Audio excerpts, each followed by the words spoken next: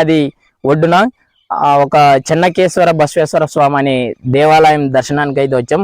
అందులో భాగంగా కృష్ణా నదిలో నీటి నిల్వ ఎంత ఉందని మీకు చూపించే ప్రయత్నం అయితే చేస్తాను. వేసవి కాలంలో నీటి కొరత ఇబ్బందులు అయ్యి చాలా మంది రైతులు పంటలు ఎండిపోతున్నాయి. వరి పంటలు అయితే చేతికొచ్చేటి చాలా వరకు బోర్లు పోయక ఎండిపోతున్నాయి.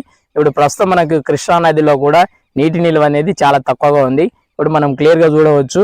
ఇది మొత్తానికి అయితే గుండ్లు అయితే తేలిపోయిన ప్రాంతంగా కనబడుతుంది. ఇది సజీవంగా ప్రవహించే నది.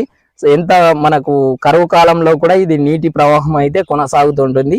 దీని కిందనే మనకు జూరాల ప్రాజెక్ట్ అనేది ఉంటుంది. ఆ ప్రాజెక్ట్ క్లోజ్ లో ఉంది కాబట్టి ఈ మేర నీళ్ళు అనేవి ఉన్నాయి. లేదంటే పూర్తిగా ఈ సంవత్సరం అయితే కృష్ణా నది నీటి నిల్వ అనేది అడుగంటిపోయింది పూర్తిగా అనేది. ఇది వర్షాలు లేకనే ఇంత ఈ మాదిరిగా అయితే వచ్చాయి. మనం క్లియర్ గా చూడొచ్చు. కొంతమంది రైతులు చుట్టుపక్కల ఉన్న రైతులు కృష్ణా నది కర్ణాటకలో మోటార్స్ ద్వారా వ్యవసాయాలు అయితే చేస్తున్నారు. వాటికి సంబంధించినవి ఇటు సైడ్ ఉంటాయి. వాళ్ళు దీని ద్వారా పంట పొలాలకు అనేది నీళ్ళు అనేది అందిస్తూ ఉంటారు, వరి పంటలకు అనేది. ఇది కృష్ణా నది ఒడ్డు పొంటున అనేది ఇట్లాంటి నీటి సౌకర్యం రైతులకు ఉంది. కానీ ఇతర వేరే ప్రాంతాలకు అయితే మాత్రం ఎత్తిపోతల వాటి ద్వారానే రైతులకు సాగునీరు అందుతుంది. ప్రస్తుతానికి వేసవిలో ఇప్పుడు కృష్ణా నదిలో ఉన్న నీటి నిల్వ మాత్రం ఇదే. మీకు క్లియర్ గా విజువల్ అయితే చూడొచ్చు. దానికి స్పష్టంగా మొత్తం గుండ్లు తేలిపోయినాయి. దీనికి అవుట్ సైడ్ ఉండేది కృష్ణా నదిలో నది ఒడ్డున నది మధ్యలో ఉన్నది అది చెన్న బసవేశ్వర స్వామి దేవాలయం అంటారు. మనకి నది మధ్యలో ఉంటుంది.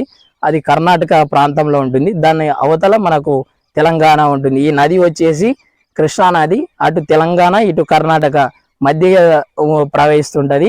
దీని తర్వాత ఒక 5 కిలోమీటర్లు అవతలకి మనకు ఆంధ్ర అనేది అంటే తెలంగాణ ప్రాంతం అనే సరిహద్దు వస్తుంది. అక్కడ నుంచి వివిధ ఎత్తిపోతల పథకాల ద్వారా కృష్ణా నది నీటిని రైతులకు సాగునీరుకి అందిస్తారు. ప్రస్తుతం ఉన్న వేసవిలో కృష్ణా నదిలో ఉన్న నీటి నిల్వ మాత్రం ఇది.